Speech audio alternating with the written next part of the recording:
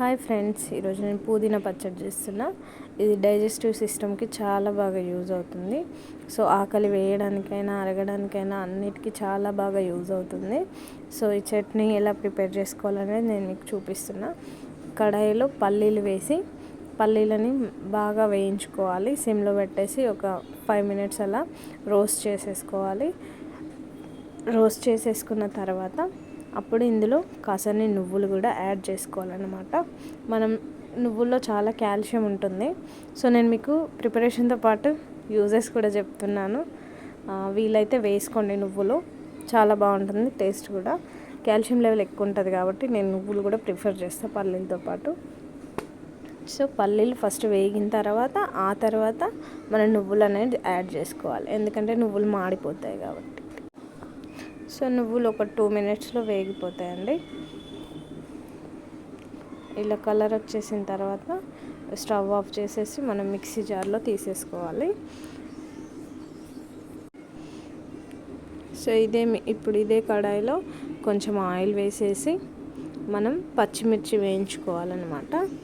So నేనైతే మా టేస్ట్కి సరిపడా వేసా, ఒక 8 అలా వేసాను, 8 or 10 అలా వేసేసాను.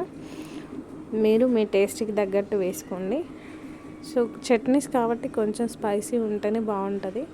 సో మీరు మీ టేస్ట్కి తగ్గట్టు వేసుకోండి. మంచిగా ఎర్రగా వేంపేసుకోవాలి. సో వేగిపోయినాయి. ఇప్పుడు మనం వీటిని ముందుగా వేసేసుకున్న మిక్సీ జార్లో వేసేసుకున్న ఆ తర్వాత నేను ముందే 5 minutes ముందు చింతపండు అనేది నానేసి పెట్టాను అన్నమాట. ఆ చింతపండు కూడా యాడ్ చేసా, ఒక నిమ్మకాయ సైజులో వేసేసా. అలాగే ఒక 2-3 నాది చిన్న స్పూను, సో దాంతో ఒక 3 spoons అట్లా జీలకర్ర యాడ్ చేశాను, ఆ స్పూన్తో యాడ్ చేసా. అలాగే ఒక 2 వెల్లుల్లి, అలాగే టేస్ట్కి సరిపడా సాల్ట్. ఇప్పుడు లిడ్ పెట్టేసుకొని మిక్సీ పట్టేసుకొని పక్కన పెట్టుకోవాలి ఇది. సో ఇప్పుడు మిక్సీ పట్టేసా. ఇందులో వాటర్ ఏమి యాడ్ చేయొద్దండి. ఒకవేళ వాటర్ యాడ్ చేసుకోవాలి, మేము ఇలా టైట్ తినలేము అనుకున్న వాళ్ళు, మనం చింతపండు వాటర్ ఉంది కదా, నానబెట్టిన వాటర్, ఆ వాటర్ వేసుకొని మిక్సీ పట్టుకోవాలి. సో వాటర్ యాడ్ చేస్తే ఎక్కువ రోజులు స్టోర్ చేసుకోలేము కాబట్టి మనం వాటర్ యాడ్ చేయొద్దు. సో ఇప్పుడు అదే కడాయి ఉంది కదా, మనం మిర్చి వేయించిన కడాయిలోనే మళ్ళీ పుదీనా వేసుకొని వేంపేసుకోవాలి. సో పుదీనా బాగా మరీ ఇట్లా డ్రై అయ్యేలాగా వేయించొద్దండి, కొంచెం దగ్గర పడితే సరిపోతుంది. సో ఇది కడిగేసి ఫస్ట్ ఒక స్ట్రైనర్లో వేసుకొని వాటర్ని తంపేసిన తర్వాత మనం కడాయిలో వేసేసుకోవాలన్నమాట. చిన్నపిల్లలు సరిగా ఫుడ్ తినని వాళ్ళు ఎవరైనా ఉన్నారనుకోండి, ఎంచక్కా ఈ పుదీనా చేసి పెట్టాలి. సో ఆకలి బాగా వేస్తుందని అంటారు పుదీనా తింటే. సో మనం స్టవ్ అనేది సిమ్లో పెట్టేసుకొని వేయించుకోవాలి. ఇందులో తేమ అంతా పోయి లీఫ్ మొత్తం వల్లిపోతుంది కదా, అప్పుడు తీసేసుకుంటే సరిపోతుంది.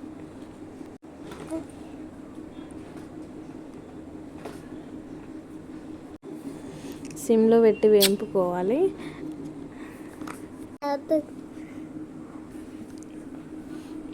చూడండి, ఇలా వేంపుకుంటే సరిపోతుంది. మరి మొత్తం డ్రై అయిపోకూడదు, ఇలా దగ్గర పడితే సరిపోతుంది.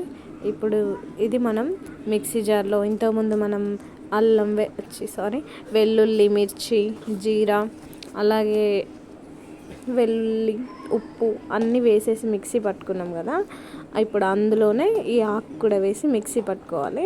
ఎవరైతే గట్టిగా తినాలని అనుకుంటారో వాళ్ళు మాత్రం చెప్పాను కదా ఇంతకుముందు, నానబెట్టేసిన చింతపండు గుజ్జు వాటర్ ఉంటుంది కదా, అది వేసేసుకొని మిక్సీ పట్టుకోండి. నేను మాత్రం వేయట్లేదు, ఎక్కువ రోజులు స్టోర్ ఉండదు కాబట్టి పాడవుతుంది అని చెప్పేసి వేయట్లేదు నేను వాటర్. సో ఇప్పుడు మళ్ళీ ఒక కడాయి తీసేసుకొని అందులో ఆయిల్ వేసేసుకొని పోపుకి రెడీ చేస్తున్నాను అన్నమాట చట్నీకి. అందులో ఆవాలు వేసేసి కొంచెం జీలకర్ర, అలాగే ఇవి వేగిన తర్వాత 2 పచ్చిమిర్చి, అలాగే ఇందులో కొంచెం మినప్పప్పు వేసా పోపులో. ఇవి బాగా వేగిన తర్వాత ఇందులోనే మనం కొంచెం కరివేపాకు, అది కూడా వేగిన తర్వాత కాసంత పసుపు వేయాలి. నాతో పాటు మా చిన్నోడు కూడా చెప్తున్నాడు. కాసంత పసుపు వేయాలి. పసుపు వేసి ఆ తర్వాత ఒకసారి కలిపేసి మనం ముందుగా మిక్సీ పట్టిన చట్నీ అందులో వేసేయాలన్నమాట. ఇప్పుడు ఈ పోపులో ఈ చట్నీ అంతా వేసేసి మిక్సీ చేసేయాలి. ఈ ఆయిల్లో ఇదంతా మంచిగా మిక్స్ చేసేసేయాలి. ఎవరికైనా చట్నీ టేస్ట్ ఉప్పు కారం ఏదైనా సరిపోలేదంటే ఈ టైంలో యాడ్ చేసుకోవచ్చండి. సో నా చట్నీ అయితే రెడీ అయిపోయింది. ఇప్పుడు ఈ చట్నీ నేను టేస్ట్ చేస్తా. నాకైతే ఉప్పు కారం కరెక్ట్గా సరిపోయింది. సో ఇప్పుడు నేను సర్వింగ్ బౌల్లోకి తీసేసుకుంటున్నా. Okay, chutney ready.